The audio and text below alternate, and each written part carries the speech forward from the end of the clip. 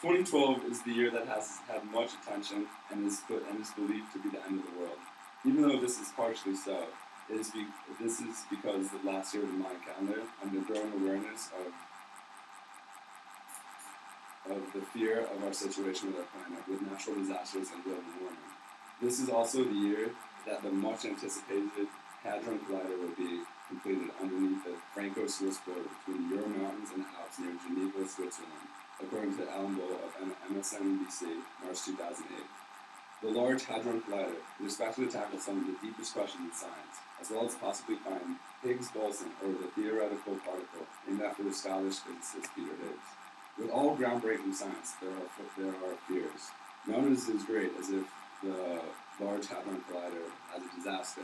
The year 2012 may have a bad reputation surrounding it, but will the Large Hadron Collider that opens up the same year pave some foundation for the end of the world?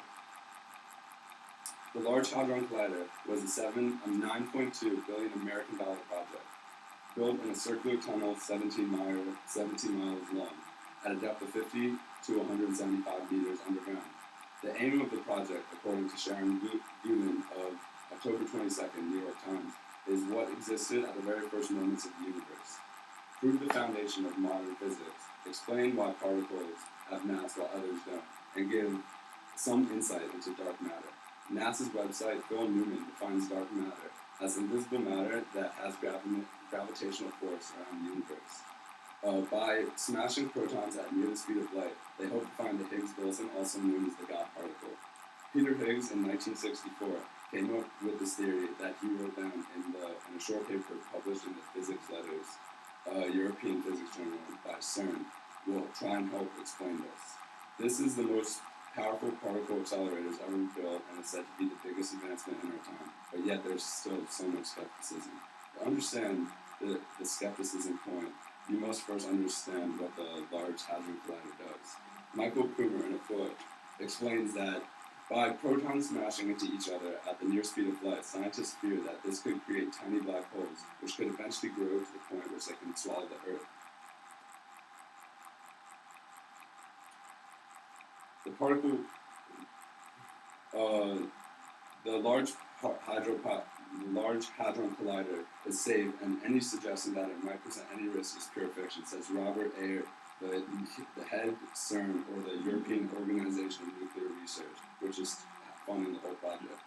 On September 10, 2008, proton beams were successfully circulated for the first time in this. But on September 19, 2008, Sharon Gudin couldn't get a word back from CERN. But they got later word 2 days later about a malfunction due to a serious fault between superconducting bending magnets. With malfunctions in the nature of the project, it's no surprise to scientists that work on it receive death threats. Frank Wilczek of the Massachusetts Institute of Technology, or MIT, stated on the New York Times of October 22nd, 2008, that he received death threats over the phone and even through email.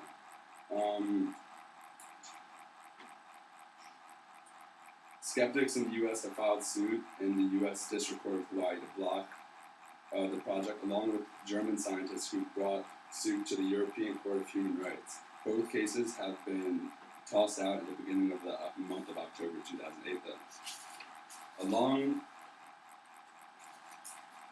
Along with having a hard time in court injunctions and having such a bad reputation in 2012, Large Hadron Collider has its work ahead of it. Now it has to answer many doomsday questions surrounding it. Runaway black holes are the first and major concern, which means in essence the miniature black holes would persist and coalesce into a compact gravitational mass that would draw in other matter and grow bigger. Although Michio Kaku, a theoretical physicist at the City College in New York, reported to MSNBC that the black holes don't live a very long time. They have microscopic energy. Strangelets are another possible reaction, which could create new particles and protons that could turn other things into strangelets as well. Stephen Hawking counted the normal view of black holes and finding that black holes actually leak energy, which is like a new finding. Another possible effect is magnetic monopolies, which could possibly change the poles of the Earth on 2012, which is one of the doomsday predictions that would happen anyway. But this is all the probability that comes after the runaway black holes are very less serious. They say because the probability of them happening are much less than the runaway black holes. No matter the case, the Hadron Collider uh, is still scheduled to go in 2012, and it seems the opportunity to learn more about our universe outweighs the risks. In conclusion, the year 2012 may have a bad reputation around it, and the Large Hadron Collider is definitely not making it any better. When thinking in mind terms, you can be reluctant that CERN, once again known as the European Organization for Nuclear Research, pretends it's scientifically safe and they are taking extreme precautions. CERN is scheduled to come up before the Scientific Policy Committee with their safety assessment group many more times before it ever goes into action. According to Alan Boyle of MSNBC 2008, with more people taking knowledge to it, he says that it would probably become less of a disaster because they'll go through more and more procedures and guidelines to make it safer. And I'd like to end it on a quote by the same guy who was threatened by a death threat from the Massachusetts Institute of Technology. He says, in physics, you don't have to go around making trouble for yourself. Nature makes trouble for you.